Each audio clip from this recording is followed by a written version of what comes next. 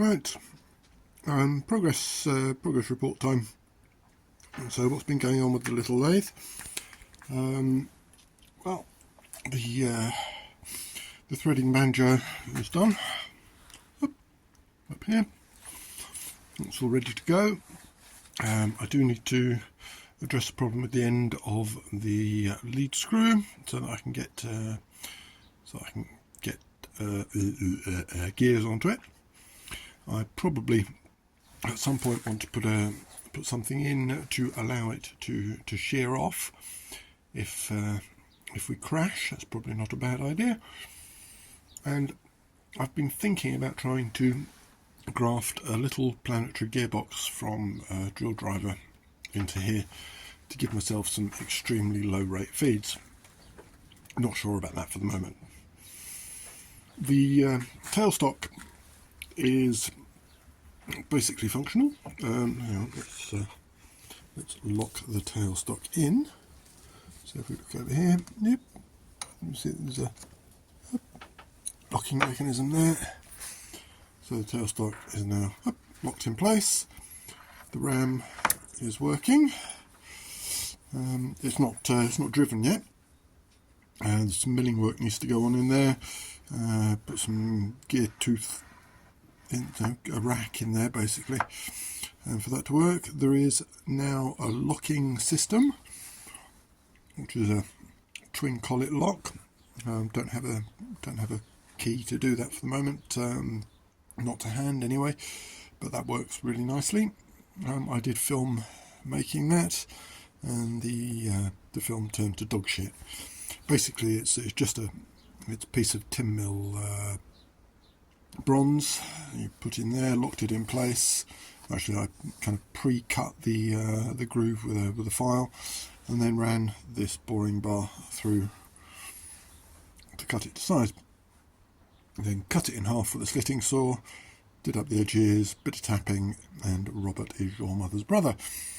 I've got a question, which is, what should I do with the hole down the middle of the tailstock ram? At the moment it is not bored. I could bore it out to Morse taper 1. That would be perfectly feasible.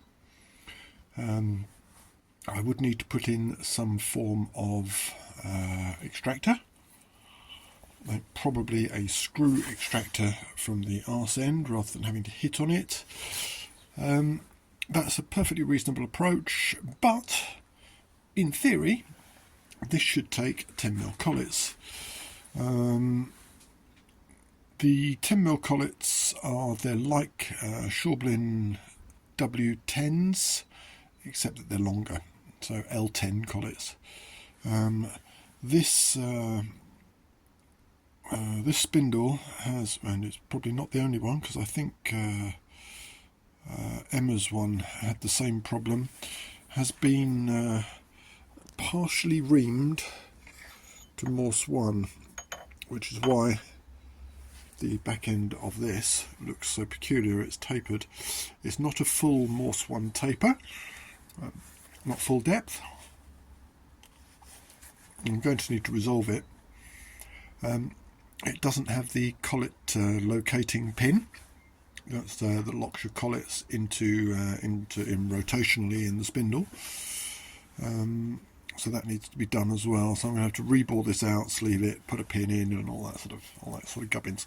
Thing is, I don't actually have any collets for it for the moment. It's just I think it probably should have its originals.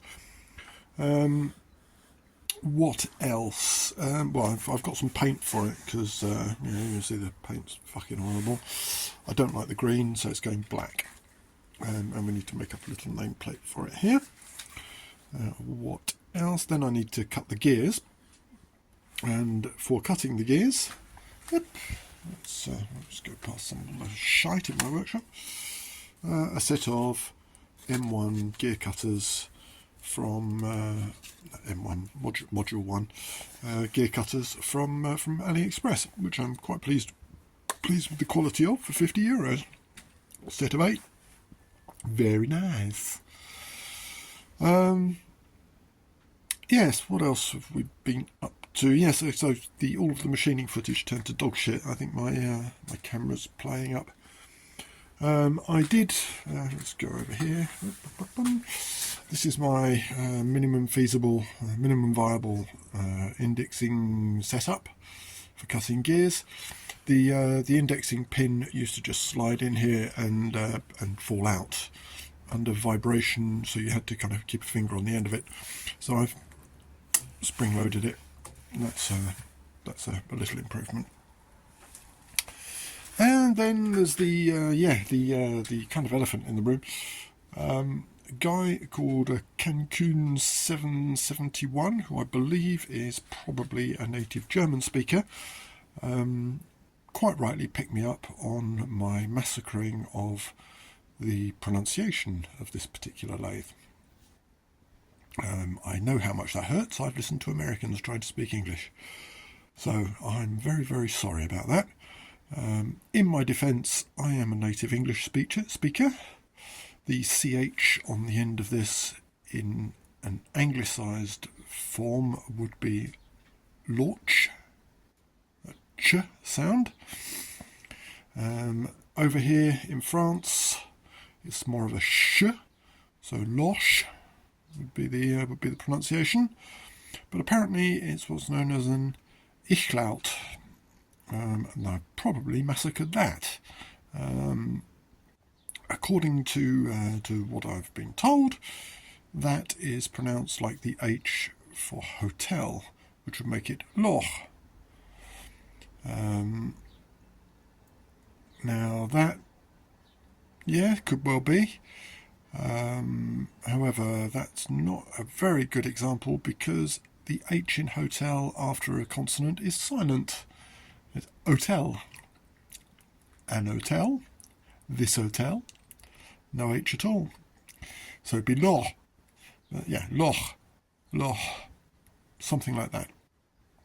Or if it's more like ich, loch.